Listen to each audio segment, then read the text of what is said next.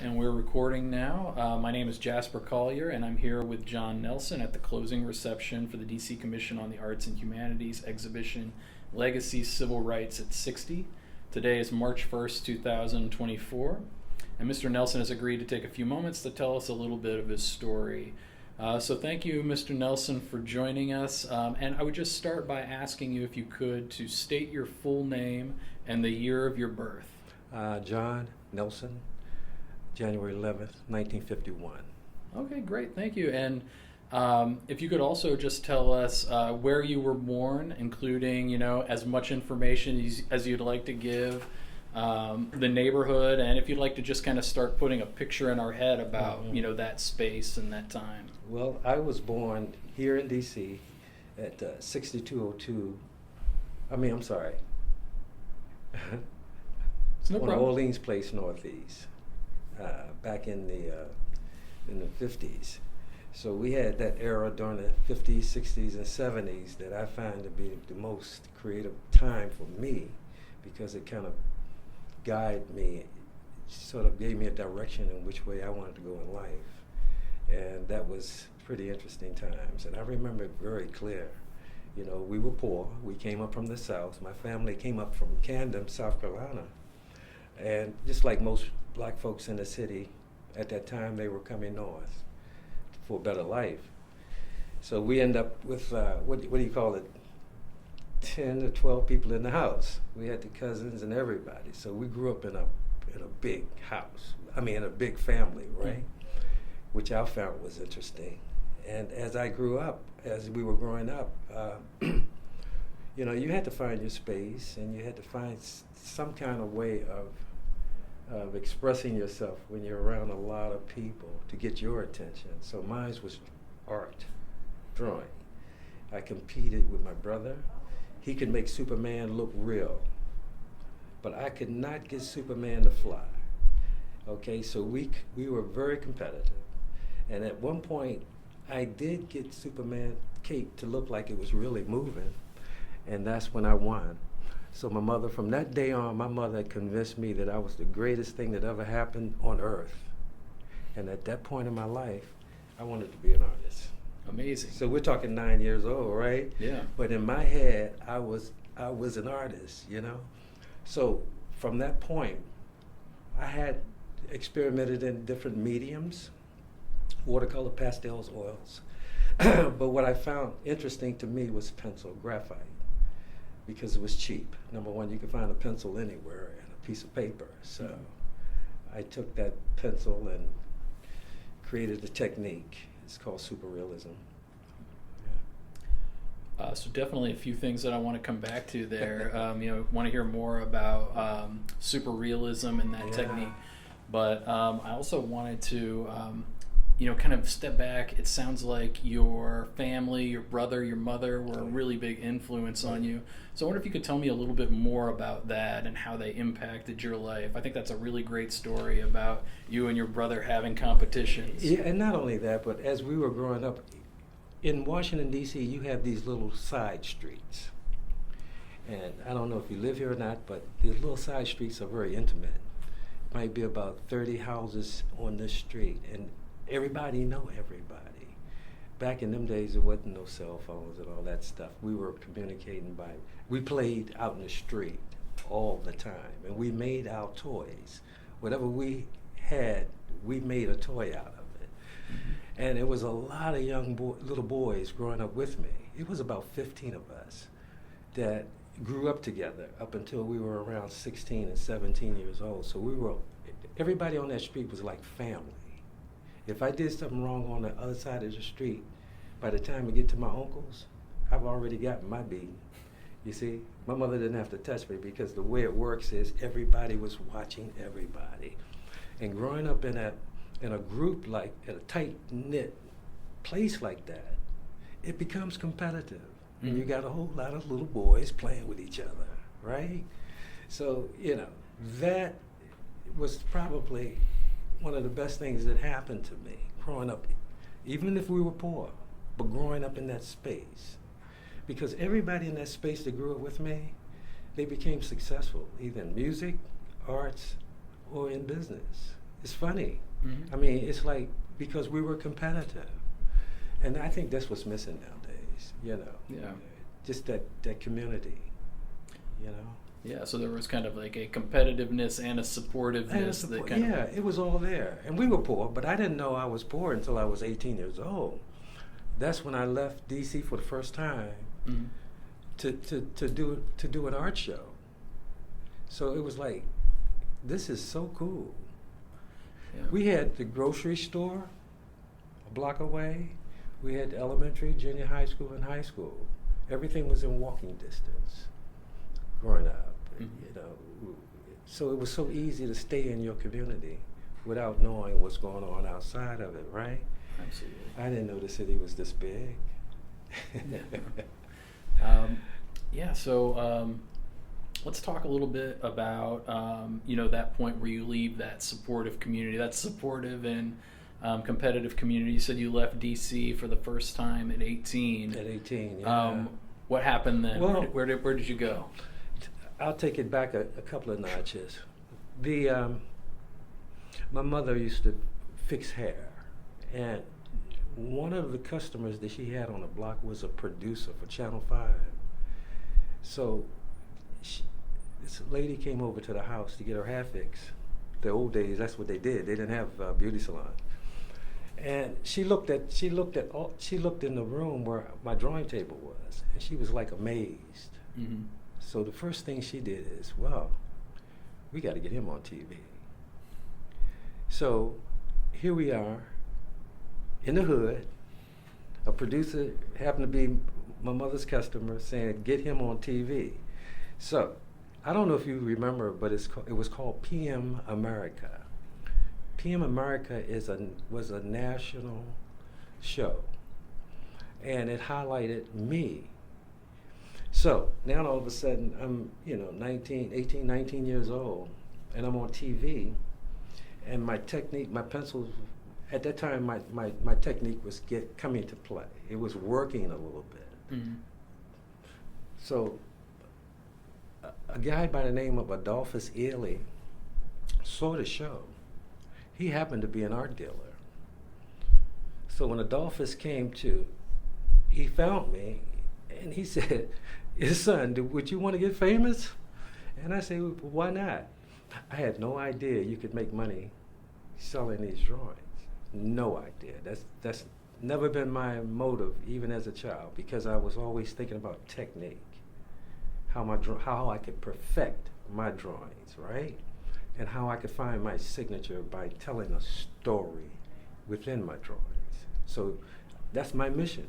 But anyway, they were so powerful that Adolphus came over the house in the hood in a very fancy car, knocked on my mother's door and wanted to speak to me. What Adolphus got me was a contract with McDonald's. A Burrell advertisement up in Chicago had a competition for Black History Month. And what it was, a giveaway. You had to create something that you can give away that whole week for Black History Month through your McDonald's, right? So anyway, I won the competition. And by the way, the check that I got was so huge, I thought I was rich, right? I mean, literally, that was a lot of money. That's $4,000. But found out Adolphus made $8, so what the heck? Who cares? But anyway, that convinced me, that period convinced me that I could become a full-time artist. So I'm working, I'm creating, I'm trying to get a lot of a lot of drawings, okay? At that point, I said to myself, well, let me go out and try some galleries. Because, I wanted the galleries to show my work. I was convinced that I was the greatest pencil drawing in the world, right? Went down on 4th Street here in DC. There was a bunch of galleries on 4th and Pennsylvania Avenue, maybe 2 or 3 blocks full of art galleries back in them days. We're talking about, 70s, 80s, right? So I put together a nice little portfolio, went down there, and each one of them galleries turned me down. They hurt my feelings. Let me explain what happened. My mama was telling me for years that I was the greatest pencil artist in the world. Then all of a sudden I take it out to show somebody outside of my space, and they tell me that they can't show my work. Why? because I was a black man doing black and white pencil drawings of black subject matter. So I had all of them going against me. Listen to me. So I was crushed. I was crushed to the point where I had to figure out, well, what am I going to do with this? So years passed. You know, I spent my little time in the Army, right after the last part of the Vietnam War. And when speaking of that, during that time, I did a lot of work for the Army because I had the talent to do graphics. So I ended up doing little projects while I was in Fort Rucker, Alabama. But what was so interesting about when I got out, I came up with this idea that if I could take my work, if I can go and travel around the city, around the country, doing art festivals, then that's me and whoever the promoter might be. I could get through. Mm-hmm. All I had to do was get accepted. So I had a lot of work. I started turning my work into slides. I found this magazine called Sunshine Magazine. And in that Sunshine Magazine, it had all of these art festivals and things going on around the country. So anyway, I applied for a few locals, got in, took my work out to the public, and sold a lot of work. You wouldn't believe this. But after 6 years out there, 1 year I did $1 million in sales from selling my work. That was huge. So now I'm no longer in the hood. You follow me? So anyway, the interesting thing about it is for 20 years, I traveled what they call the Master Artist Tour.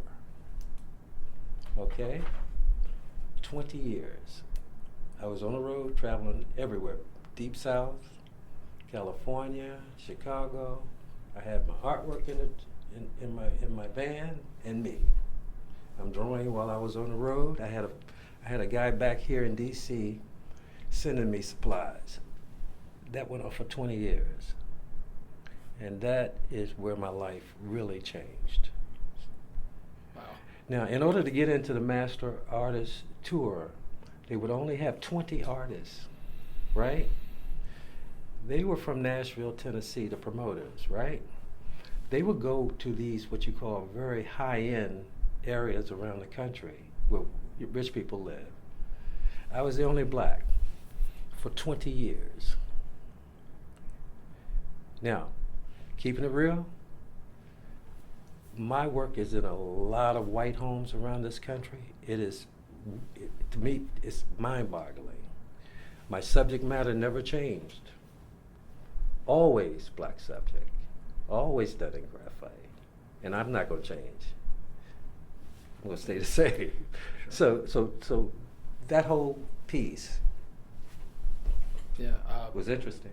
Yeah, and I would love to hear more.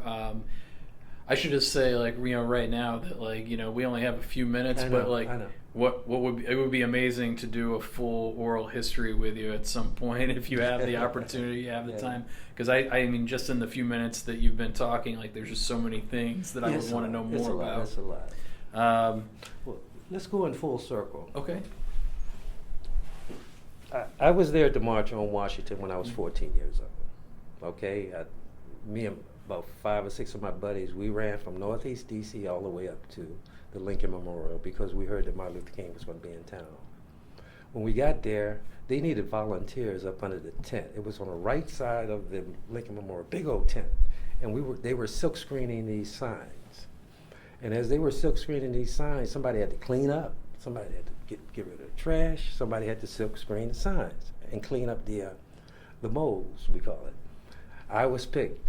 After 4 hours, I was picked to start silk screening, right? And we were all in. I mean, we were all in, all of us, man. And so here I am, 14 years old, silk screening them signs. When I look at these pictures of the March on Washington, I see the signs that we silk screened. 60 years later, the Department of Interior asked me to design the official poster, the T-shirt, and memorabilia for the March on Washington, 60 years later. Okay? So here we are. 2 days before the 60th March on Washington, they called me from the Martin Luther King Memorial and told me that everything was sold out, right? Posters, T-shirts, and all that stuff, right? Bookmarks, all that stuff that I created, right? So I'm going over there excited, and all these people out here marching and everything. And here come this guy with a poster. He was walking down the street. He had an old original poster. Man, I like freaked out. You know what I'm saying? So anyway, funny thing about it is all of that happened, and at the same time, Channel 5 was doing an article on me, and they videoed. We went through a whole lot to pull it together. It kind of, the story that I just told you, they did the whole thing in full circle. We found a picture of me up under the tent at 14 years old, silk screening the posters. Where did you find that? Channel 5 found it. Oh, okay. The producer found it. I guess he went in the archives and started looking at stuff. But anyway, I have all of that. They sent me a copy of everything that they put on TV. That's amazing. It's powerful, man. Yeah, and it's just amazing that like that connection was made, and that 60 years later you were part of this again. I wonder, like, just in the time that we have left, just thinking about that moment where like you and the group decided that this was something you wanted to go to and you really wanted to be a part of. I wonder if you could talk a little bit more about kind of like what you were thinking about that time, or like why you all wanted to be a part of it so much. Well, at that period, at that age, we knew about the civil rights movement. Mm-hmm. We knew about the protests, the marches, and all the stuff that was going on around the city. Around the country. We also knew that Martin Luther King was a powerful person, right? So we wanted to be part of it. And in Washington, D.C., we have never seen 200,000 black people together. So it's like we were excited to go and be a part of that. Most people wanted to be there, but they couldn't. I'm sure people had other situations that they couldn't be there at that march. But we were young. We had the energy. We could go straight to the march. So we went to the march, and it was something to see. Matter of fact, when he was making that speech, I was in the tent. I didn't know historically what that would result to, but it was all part of a day. I was excited about being around a lot of black people. Okay, coming to DC, this was so cool. Anyway, we were inspired, and there's other parts of this too that you and I probably wouldn't get into because we don't have time. But right after he got killed, when the city caught on fire, I could tell you stories about every little thing that happened on 8th and H, Northeast. Kathy Hughes, Petey Green, people that were activists, what was going on, why it was going on, right after he got killed. Well, to the point that we don't have time, like totally understand, but yeah. Could you tell us one story from that time, yes. Picturing it like 1968, Washington, D.C. Let me give it to you. What's the number one? Let me tell you what it was. We were at a play, Gary Hunt, he was like a brother to me. He was a guitar player. I played bass. We grew up together. Remember the kids on the street in Orleans Place? Well, Gary and I always stayed close. His mother used to go to work. She lived at 711 I Street. 711 I Street is exactly 1 block away from 8th and H. That is the hot spot. Now, we were in the house practicing our music, making, bands, what bands do. It was 12 of us. We were playing, we were jamming, all of a sudden, we heard that Martin Luther King had just gotten killed. Now, what was interesting about that, all of us got emotional at that time, left that house and went down to 8th and H, which was a block away. And all of a sudden, before 4 o'clock that evening, thousands of people were right there at 8th and H. Boy, it got crowded real fast. Next thing you know, hell broke loose. They started burning everything that they started rioting. Things started happening. Now, knowing that, we grew up in the area, I knew where all the stores were. We were so poor, we didn't have good clothes, so I knew where the clothing stores were. Don't write this down. Anyway, Bottom line is, we found, at the end of the day, the city burned for weeks, for months. And 40 years it took for that scent to get off of that street. Now, when I tell you this isn't real, because for 25 or 30 years, that place stayed condemned, that whole 8th Street corridor, right? Because nobody wanted to come in and do any work to the area. You know, businesses didn't want to be bothered except for small black businesses that was there. But it took so long before that corridor reinvented itself, okay? And now that 8th and H has one of the biggest festivals in the city. It's called the 8th Street Festival, where 350,000 people show up every September the 15th. You follow me? Just to have fun. Community event, right? Anyway, that's the story of 8th and H and what happened before Martin Luther King, before the riots. Wow. Yeah. Well, I would just like to thank you, Mr. Nelson, for sharing a little bit of your time and a lot of stories with us. I just packed a lot into a small interview there. You know, would definitely love to, you know, have the opportunity follow up at some point, and if not, like, I do hope that you're able to tell some of these stories in a way that, you know, they're archived and people get to hear them, because I mean, definitely a treasure and privilege to have heard them. So well, very much appreciated. You know, September the 15th last year, we unveiled the first African American sculpture up at West Point of Henry O. Flipper. I have been blessed to be on the committee. It was 6 of us. General Lloyd Austin was one of them. Okay? General Gordon. We all put together the funds and everything to unveil this huge sculpture of the first black man to be up at West Point. 250-year history. When you go to West Point, you look at Buffalo Field, there's Henry O. Flipper. I was proud to be on that committee. Okay? Took us 8 years to raise the money, but we did it. Very nice. This is the last piece I did. Okay. All right. I'm going to shut it off now. Yeah, man. There's so many stories, man.